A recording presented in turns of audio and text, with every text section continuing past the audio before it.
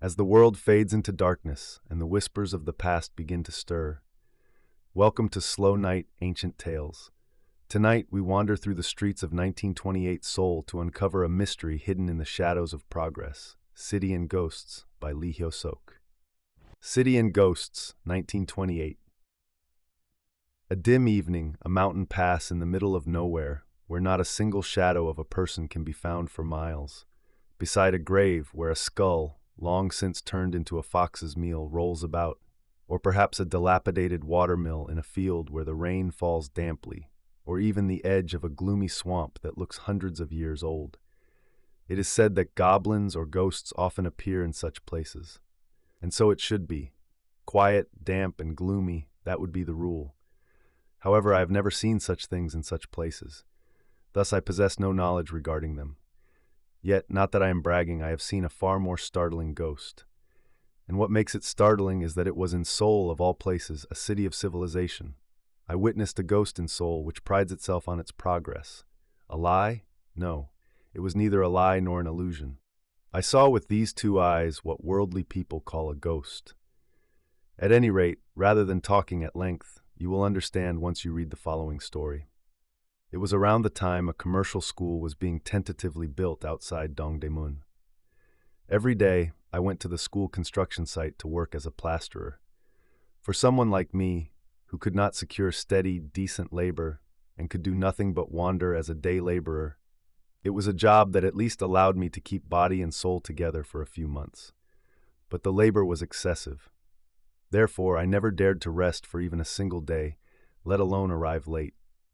Under the summer sun that sizzled like an enemy, I worked obediently from early morning until evening, never crossing the supervisor's words. I was driven like a relentless machine. Sift the sand, boil the coal tar under the fire-like sun until it reeks, mix sand with cement, knead it with the tar.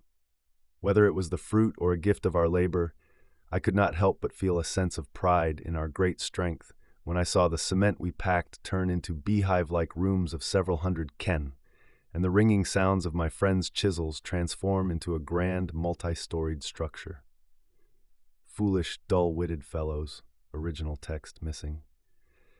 At any rate, after being smothered in cement dust that blocked my nostrils, smelling the pungent stench of tar and the sweat that washed over my entire body, and being driven all day long, I felt completely exhausted by evening. Still, the thought of my family and our next meal gave me a final burst of strength. After finishing work, I would pull myself together and go to the Japanese supervisor's house. Once I received my wages and went straight to a tavern to gulp down a drink, only then did I feel as if I were finally in my own world. Alcohol. Truly, nothing was as thankful as alcohol. It was the power of alcohol that allowed me to momentarily forget my burning insides and my indescribable fatigue. That day, too, I was flushed with drink. As usual, Kim So-bang, who had lagged at the very tail end, and I received our wages and immediately drank our fill at a tavern by the roadside. When we stepped out of the tavern, the night was already quite deep. It was late enough that one could have already had a long, deep sleep. Speaking of sleep, since I had been exhausted all day and the alcohol was now circulating, my eyes were literally sliding shut. Kim So-bang and I immediately headed for our sleeping quarters. By sleeping quarters, do not imagine a thick mattress inside a pink mosquito net where a soft, beautiful woman awaits. Nor should you think of it as a dim servant's room. Though I might have been bitten by bed bugs, I didn't even have a dim servant's room to call my own. Being just a single body, I wandered all over Seoul and slept in the open. Even so, it was summer. Had it been winter, I would have surely frozen to death. Consequently, I have seen and experienced everything there is to see in this world. Truly, there were many strange and unspeakable things. The story I am writing here is merely one of the most ordinary among them.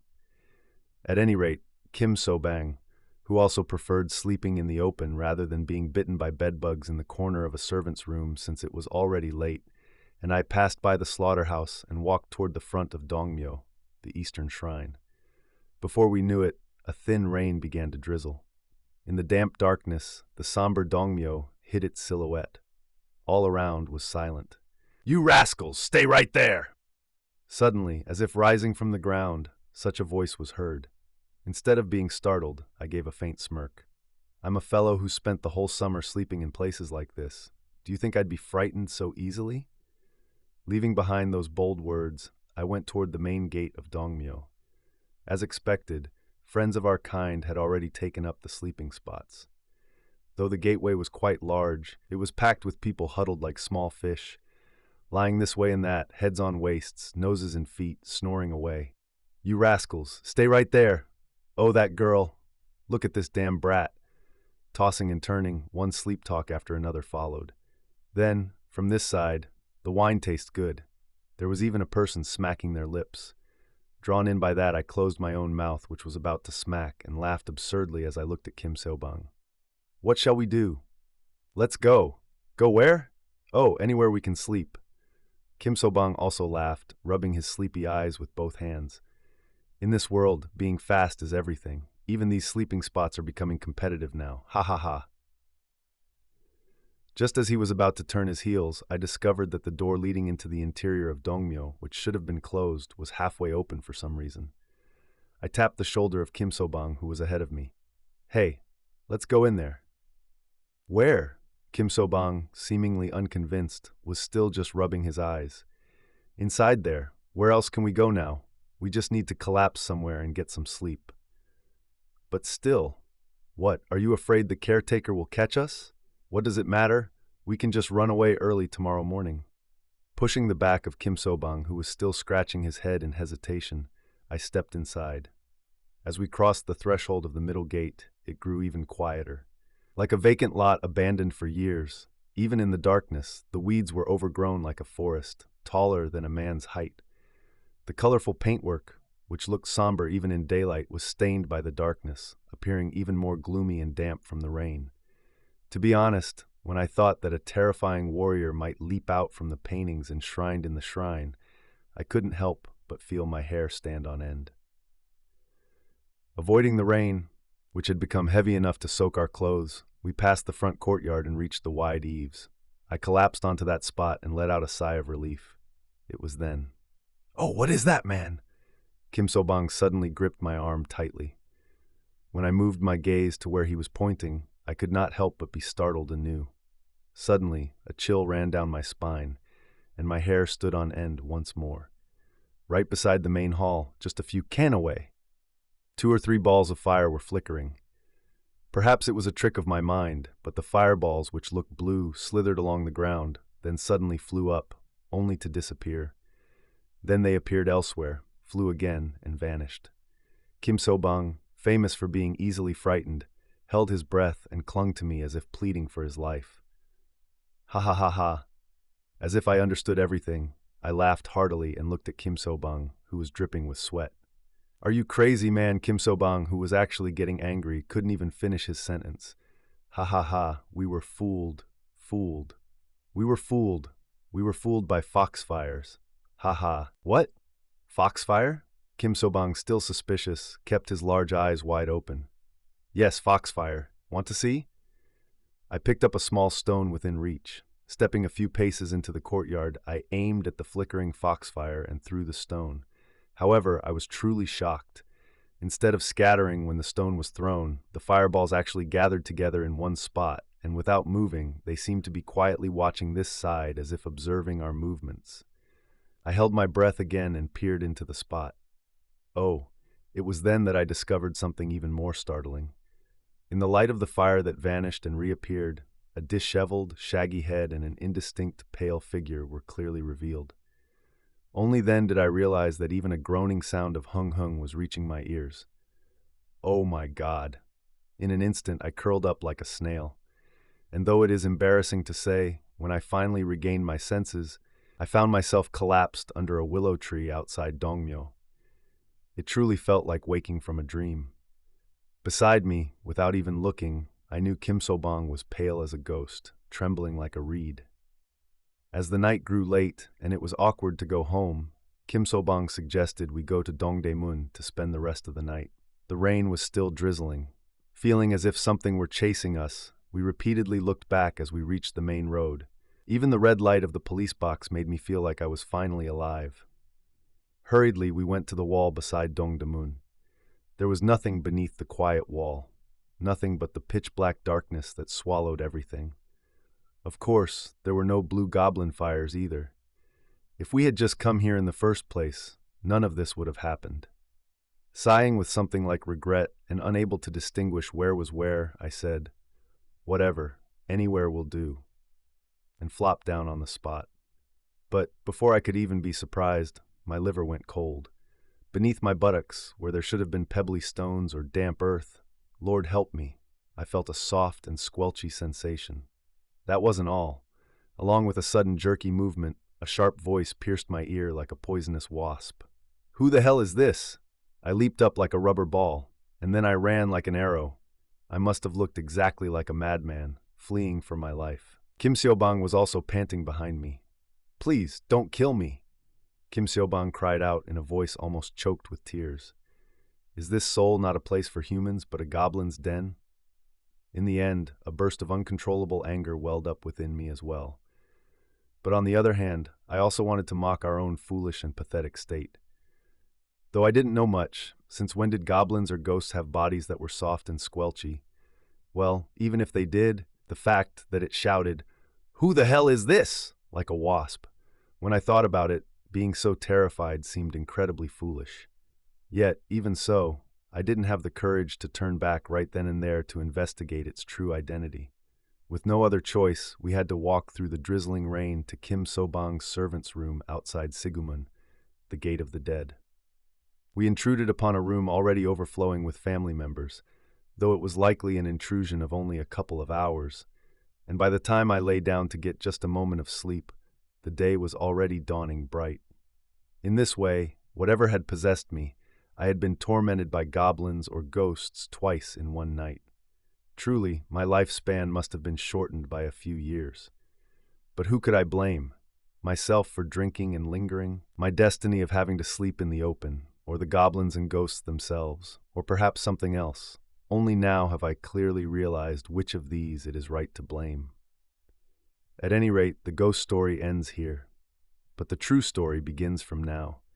Despite the exhaustion of not sleeping, I worked hard. The rain had cleared at some int, and under the sweltering sun I was covered in white cement dust and soaked in streaming sweat. Even then, I couldn't help but replay the terrifying experience of the previous night in my mind. If it was a goblin, I could have just let it be, but I couldn't brush it off so simply. What on earth could that goblin be? I thought about it this way and that. But no matter how much I thought, in the end, it remained a riddle I could not solve. Having no other choice, I used the lunch hour to tell the story to my friends. Everyone listened with considerable interest. What, a goblin? Hyo-seok, nicknamed the Toad, who had just come down after delivering cement to the top of the second floor, widened his eyes before even setting down the carrier on his back. If I had been there, I would have just... that thing. Choi So-bang, the dashing fellow who was scraping his lunchbox, bragged like this. However, only the bald Bak So-bang, who was calmly puffing away at his cigarette, didn't seem particularly impressed. So you were that tormented by it? Well, I suppose since you're a big eyes type. He smirked at Kim So-bang and me with a look that wasn't hateful. Then, no matter how much you talk about goblins, could you possibly see them every night like I do? He tapped out his cigarette and began his story. Right next to my house, there's an empty house. Since I've only been in my current servant's quarters for a few months, I don't know much, but for some reason, the house is in such a state that you can't tell if people ever lived there. The walls are all falling apart, and there isn't a single door. But in that empty house... Here, Bak So-bang raised his voice. After eating dinner, I'll take a stroll in the alley. That's when it happens. Suddenly, in that quiet, empty house, lights will go out and turn on one by one. Just like what Jin So-bang, referring to me, said, they crawl around as if searching for something, then vanish and reappear. But then those lights gradually increase in number. Then you hear the sound of gibbering voices, and on one side you hear a clinking sound as if they're counting money or playing with silver clubs, and then even a slurping sound as if they're eating something. Is that all? On some days it's a total riot with cursing and laughter. as if they're fighting or wrestling among themselves. It gets quiet by midnight, but then you hear all sorts of bizarre and eerie sounds. Bak Seobang suddenly cut his speech short. Well, is it interesting? He looked around at the group with a smirk. Is that really true? The huddled Choi Seobang asked, his eyes blinking as he finally took a deep breath. Of course it's true. Why would I tell you guys nonsense? Bak Seobang continued. But don't be too fooled. Such goblins aren't just in that empty house or the places where Jin Seobang got scared. Just try going to the East Hall or near Jongmyo at night. It'll be swarming with them. I, who had shared my goblin story to clear my doubts, found my suspicions only heightened by Bak Seobang's story. Moreover, his pointed words and meaningful smile were an even deeper riddle. Then what exactly are those goblins? Rather than me explaining it at length here, why don't you go there again tonight and take a careful look? Then everything will be as clear as melting ice. Just then, a dark figure appeared beside Bak Seobang. What are you talking about? It was a voice announcing that it was time to work for the Japanese supervisor. Coming, we have to work. Everyone dusted themselves off and stood up. I too had no choice but to stop questioning Bak Seobang and went to my assigned workplace. That evening, in the end, I decided to go there once more. Of course, Kim Seobang had run off, so I was alone. Knowing full well that a goblin was there, going again made my stomach churn. However, my desire to clear all doubts and find the truth was greater. With my heart pounding at the upcoming adventure, I forced courage into my feet. If anything happens, I'll use this. When I raised the club I was holding, I had prepared a club just in case. I couldn't help a smile that escaped me. I thought of myself as a ghost general going to conquer a goblin. If it were some high and mighty bastards, that would be one thing. But to think of ghosts or goblins harassing and threatening poor homeless people who have nothing, I thought that conquering such a phantom would be a meaningful and brave deed. At any rate, with my heart pounding at the upcoming adventure, I forced courage into my feet. In the deepening twilight, the dismal Dongmyo remained as gloomy as ever. Though I thought it was a bit early, I decided I could just wait for it to appear. Calming my wildly beating heart, I unhesitatingly entered the main gate, which was still open. It was when I had entered the middle gate and walked a few paces toward the main hall. In the very spot beside the main hall where it had appeared the previous night, there were two disheveled, shaggy shadows. But I was no longer the foolish version of myself from the night before. You damn goblins. Holding the club high, with the courage of a true general, I ran toward that spot. However, the club, into which all the strength of my body had been gathered, fell limply from my hand. The ghost general had instantly turned into a crazed clown. What on earth? How could the unmistakable goblin have turned into two beggars, a mother and child, in an instant? How could something so staggering happen? The next moment, as a certain thought flashed through my mind, I raised the club again. This is the real goblin trick. But at the word goblin, the mother and child, who didn't understand the situation, clasped their hands and begged fervently. Oh, why are you doing this? This was unmistakably a human voice. If you want us to leave, just tell us to leave. Are you going to kill this cripple? We knew we shouldn't have come in here, but we had no choice. While apologizing in a heart-wrenching voice, the woman tried desperately to stand up. The child clung to her, crying. I, who was nothing but a clown myself, reproached my own rash behavior and finally opened my mouth. No, please stay seated. I am neither the caretaker nor anyone else. Pardon? The mother and child looked at me with eyes full of relief and gratitude. Did nothing appear here last night? I asked, still unable to distinguish what was what. Pardon? Appear? Nothing appeared. There was no one here but the two of us. The woman replied, looking bewildered. Then what about those fires? I asked, still feeling suspicious and scanning the surroundings. Did something happen? Truly, there was no one but us, and we haven't done anything wrong. Around midnight, my leg hurt so much that I looked for medicine, but I couldn't find any. So I used up a whole box of matches trying to find it. That was all. The woman then pulled up one of her trouser legs, and tears began to fall onto that leg. I understood everything as clearly as melting ice. But here, too, I had to witness a gruesome sight. Her exposed leg, It was truly something one could not bear to look at. The ankle was severed and gone, the calf was as thin as a twig, and the unhealed wounds were bruised a deep blue. That cursed car, it made me a cripple like this, so I can't even go out and beg for food. The woman began to sob. Was it a car? Yes, in front of the park, that cursed car. I suddenly replayed a corner of my dim memory, like a flash of lightning. About a month ago, it was one night. That day, too, for no reason, or rather, to get some air, I was wandering through the night streets of the capital. The summer night in the city was beautiful. To a body baked by the scorching sun during the day, the summer night was an unparalleled gift. For the people of the capital in summer, there were parasols floating like balloons through the crowded streets, fans to cool the sweat, beer foam to quench a burning throat, and ice cream served on silver plates. And then there were cool, clear summer retreats like Sambang, Seokgwangsa, Incheon, and Wonsan. But for someone like me, who could never even dream of such things, just looking up at the grape-colored night sky made me feel as if a cold scent of ice were wafting down. Even this made wandering the night streets meaningful. Moreover, just being able to smell the scent of modern women scattered like day spiders across the streets was plenty of reason to wander. However, thinking of a summer night in the capital as only a beautiful dream is a great mistake. There is the heavy burden of life. In the night market, which bustled like a feast house, the weary image of life's 24-hour ceaseless struggle was unfolding. There, just as in the day, there were cries, fights, and sweat.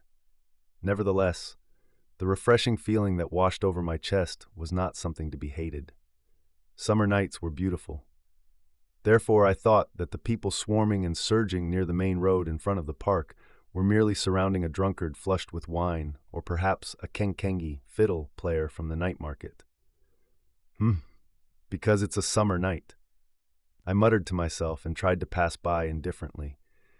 However, the way the people were swarming was different from the case of a drunkard or a fiddler.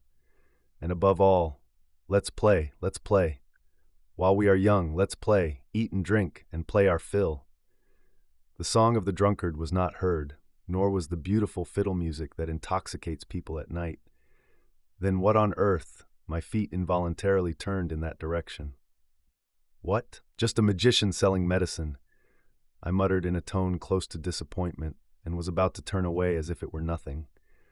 But through the gaps in the crowd, I saw something terrifying. Surrounded by a forest of people, I saw a car and a woman crushed beneath it. Beneath the wheels, fresh blood was soaking the ground, and beside her a beggar child was collapsed, wailing. Inside the car, when I looked, as expected, it was full of hoodlums and keesings. Those wretched bastards. They ride a car and get so excited they even hit people. Oh, how gruesome. Picking up such snippets of words, I was soon pushed out of that spot. So you are that? I cut short my replaying memory and asked her. Yes, that's me. About a month ago, after being hit by that cursed car, they took me to a hospital or something, but I couldn't bear being away from my child, so I came back out before even a month was up. But then this leg started hurting again so much I can't stand it. If only my leg were sound, I could at least wander around and beg. The woman sobbed as she touched her unbearable leg with both hands. I didn't even try to ask more about her past. No, even without asking, her answer was obvious. My family was originally poor, and then my husband died. Even if she didn't give such an answer, her fate was her fate. What more fortunate past could I have discovered? Before I knew it, my eyes were full of tears. Whether pity is the half-side of superiority or not, I do not know. But unconsciously, I grabbed all the money in my pocket and thrust it into her hand along with my falling tears. And then, without a word, I hurried away from that place. The story ends here. Reader, surely by now you clearly understand the true nature of the ghost. Indeed, I too, without having to go to Dongdaemun, East Hall, Jongmyo, or the empty house Bak Seobang mentioned, now clearly understand his pointed words and meaningful smile. And I laughed at myself for being so foolish as to think of all those innocent friends who share my fate as ghosts, and I repented. Reader, what? You say they are still ghosts? Fine, then let's call them ghosts. If you put it that way, they truly are ghosts, for though they are alive, they are essentially dead. At any rate, let's call them ghosts. And reader, think about it. how much the number of such ghosts is increasing in this city of Seoul.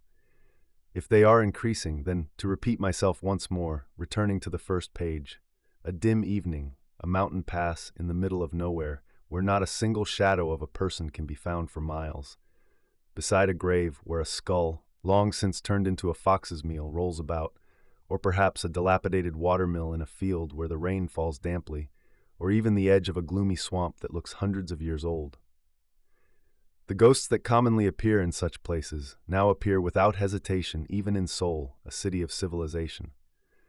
And as Seoul grows and prospers day by day, the ghosts increase in direct proportion. What a bone-aching phenomenon this is. And what an illogical, magical, incomprehensible fact it is. It is a preposterous and heart-wrenching thing. Needless to say, such illogical ghosts should never exist. Then, how can we stop these ghosts from increasing, or rather fundamentally prevent them from arising? Wise reader, why do you hesitate? This heavy and great problem is waiting for your awareness, your wisdom, and your strength. May the restless spirits of the city find their peace, and may you find yours in the deep silence of this night. Leave the burdens of today behind, sleep well, and dream of a kinder world. Good night.